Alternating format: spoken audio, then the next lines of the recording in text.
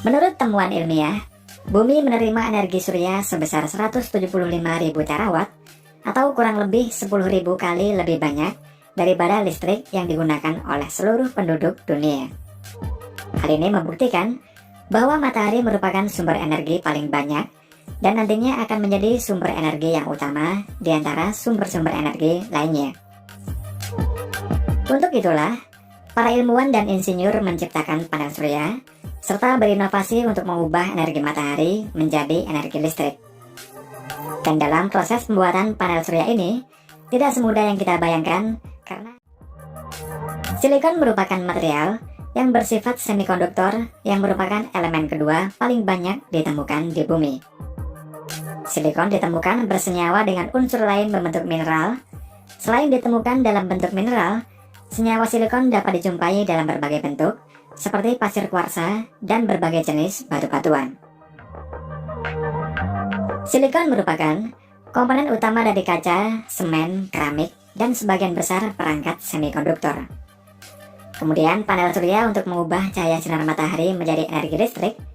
Panel surya terbuat dari photovoltaic cell yang berukuran kecil-kecil dan pada umumnya terbuat dari silikon.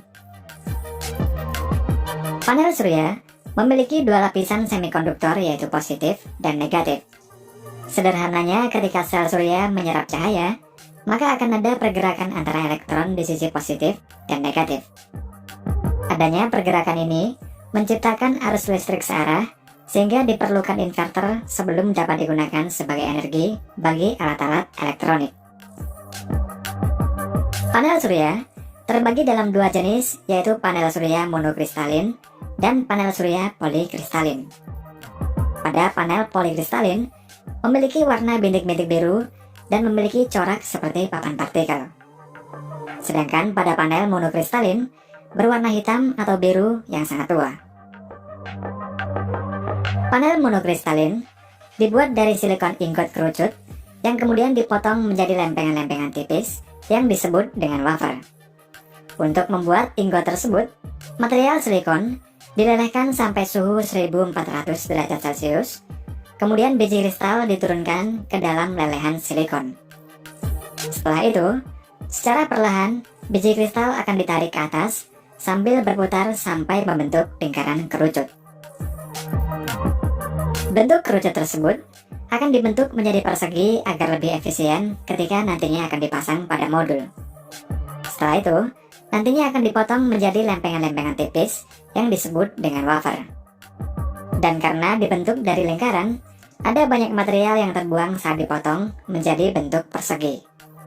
Dan oleh karena itulah, pada sudut panel surya monokristalin memiliki banyak lingkaran-lingkaran yang berfungsi untuk meminimalkan material yang terbuang.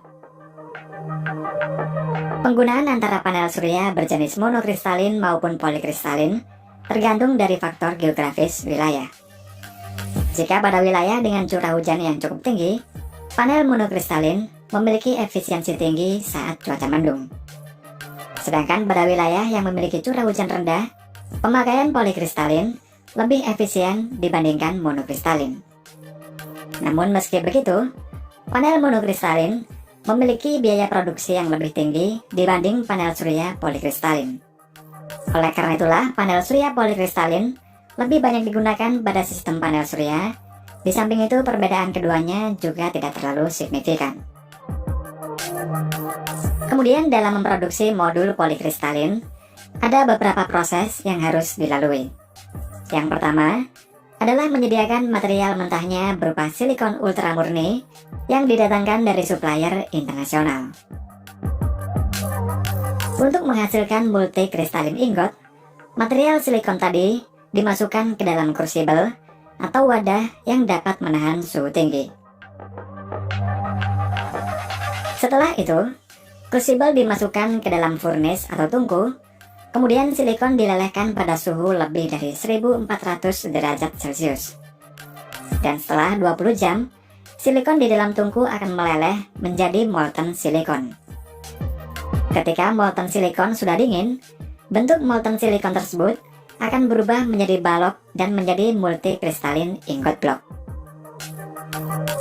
Selanjutnya, untuk membuat multikristalin wafer, Ingot dipotong menjadi beberapa bagian berbentuk balok-balok kecil dalam ukuran yang telah ditentukan. Dan pemotongan tersebut menggunakan gergaji kawat dengan teknik pemotongan presisi tinggi. Nantinya balok tersebut akan dipotong lagi menjadi lempengan tipis atau wafer yang memiliki ukuran dengan ketebalan 0,2 mm. Proses selanjutnya, wafer masuk ke dalam proses cleaning atau pembersihan yang bertujuan untuk membersihkan serpian-serpian yang menempel akibat proses sebelumnya.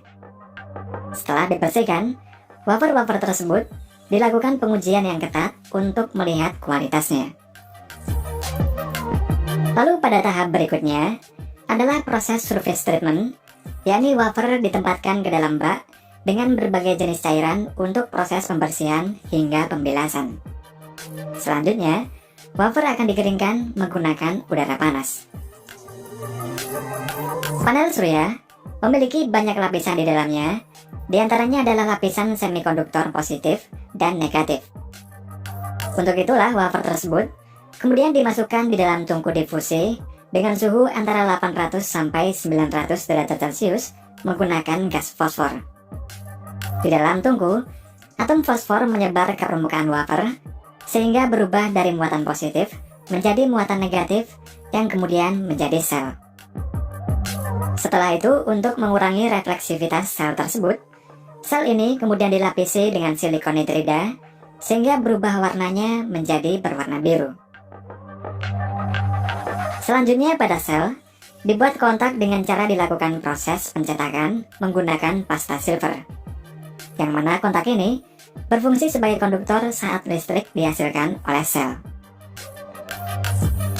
Setelah itu, kontak pada sel dibakar pada firing furnace pada suhu tinggi yang menyebabkan pasta silver tersebut tertanam pada permukaan lapisan silikon.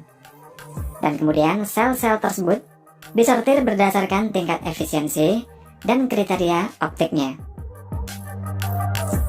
Ketika selesai disortir, tahap selanjutnya adalah proses perakitan modul, yaitu dengan merangkai beberapa sel menjadi satu konfigurasi listrik yang diinginkan.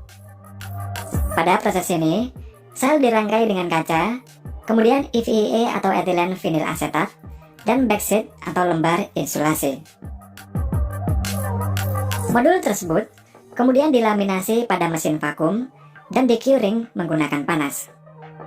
Selanjutnya, modul diberi frame atau rangka aluminium, serta diberi junction box atau kotak sambungan.